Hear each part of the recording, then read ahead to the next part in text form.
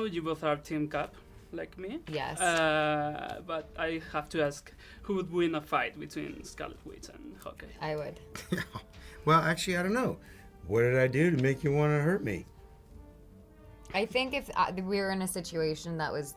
Actually, I don't know. You know, if it were life or death and I think you didn't deserve it, I probably would let you just shoot an arrow through my heart. She's the most powerful Avenger there is. But so physical powers, yeah, she'd come. But there'd have to be a reason why she'd take me out. She's not a ruthless killer. Yeah, you'd have to find me first, though, Ninja. Do you think we'll be seeing more of you in the upcoming Marvel movies? We'll see. I mean, those movies are in development right now, at least the next, Avengers film, so who knows? There's not another Captain America movie coming. As of now, I think yeah. But we could see you in Black Panther, maybe, or Infinity War. We'll see. I mean, truly that is up to the powers that be. Obviously, it's amazing being a part of this universe, and it's a whole lot of fun, and I love this character, so it would be great to sort of see her, continue on into some of these different movies. But what story do you think Wanda told in this movie? I think one of, personal growth and responsibility. I think she is embarrassed and kind of confused about how to handle dealing with casualties and trying to do something good and then creating a bigger issue out of that. And I think that creates like a huge conflict of morality within her, and belonging and all of that. And I think she's kind of on this new road, being a part of Team Cap and kind of being able to fight for what she believes in as well without government regulation. And I think they're kind of on a new path, I think, with this whole like renegade situation, which I'm excited to see what that turns into. I heard you really like the comic books, the original comic books. Well, I like, yeah. I mean, the ones I read literally were I didn't read beyond preparation for her, though. Emily, I've got to admit that when Cap and Sharon kissed, I was a little disappointed. Oh, were you? Why? Poor Peggy. Uh-huh. Do you think die-hard fans are going to be okay with this? I mean, it because of comes her from relationship with Peggy? Yeah, and it comes from the comic books, doesn't it? Yeah, it does. I mean, they had a very long love affair in the comic books. Quite complicated at times. I can see how it would be strange, but I can also see how there's how it would bring them together. So because I play Sharon, I can sort of identify with her and what that means to her and what Kat means to her. I mean, she talks about her strong connection to Peggy in the film, and obviously Peggy had a tremendous influence on why Sharon is CIA, why she works for the government, why she's been on this trajectory and chosen this career path. So I don't think it's a betrayal to Peggy at all. I think it's almost carrying the torch. There's a huge love and respect from these two women toward Cap, and it is a little weird.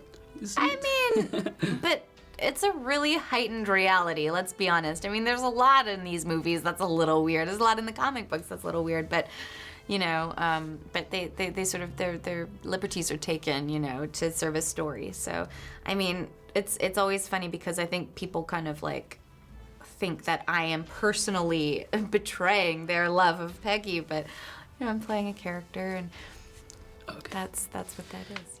At the end of the movie, I don't know if Wanda and Vision are like in love or. I don't know either. No one's told me. But what I love, though, is that most of the female characters in Marvel are much more than the relationships with men. Absolutely, yeah. I mean, I honestly, I think the only thing we've established with the Vision is a very pure connection of two people in similar situations. I don't think we've gone into a romantic because thing. it kind of cheapens it anyway by making it romantic. Yeah. Having like a true friendship that runs deeper than even friendship. It's love is a strong love. It doesn't mean you have to be making it. Yeah. You know what I mean? I think that sort of cheapens. I think everyone knows that it would be strange. Yeah, exactly. Yeah. Then Like- it would also be a big makeup fix. I get purple paint all over my face if I had to do that. You do have a few action scenes. You even fight the Winter Soldier. Yeah. Was it fun shooting that? You had a... Oh, I love it. I mean, I love all that stuff. The physical aspects of these films are great fun, you know. I have a dancing background, and it's fun to be able to kind of utilize some of that stuff in, you know, my career now. And sometimes it's nice to just get into your body and out of your head in these films and in our job. And I just finished Revenge, which was a lot, you know, obviously, you know, there are fight sequences and things like that, but it was very, very emotional and this heightened emotion constantly. So sometimes it's nice to just go and, you know, play a kick-ass agent and... You had a time. stunt double. We all do. I mean, you have to in these films. Otherwise, everyone's going to be getting injured right and left. But, you know, we have the opportunity to do a lot of that stuff on our own as well. So I would say it's a combination. Would you like to be to have a solo movie for yourself? I love working on this character, and if there's a reason to like create more of a narrative that would make sense for her own film, then yeah, of course. But you know, there's a system that is in Kevin Feige's brain, and it is a map, and he knows how it's all gonna kind of appear.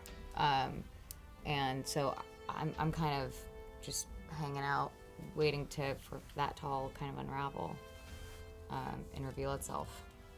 Chris Evans said that in the real world he would beat Team Iron Man. Politically speaking. Makes sense. Yeah. I mean, it does. It really does. I feel like that's what makes the movie very, very interesting. You really don't know what side you're on. You kind of see both sides, but you definitely get a strong glimpse into why Iron Man is taking the position that he's taking, and you feel his sort of guilt, and it's a different light to see sort of Tony in, and it's a really interesting one.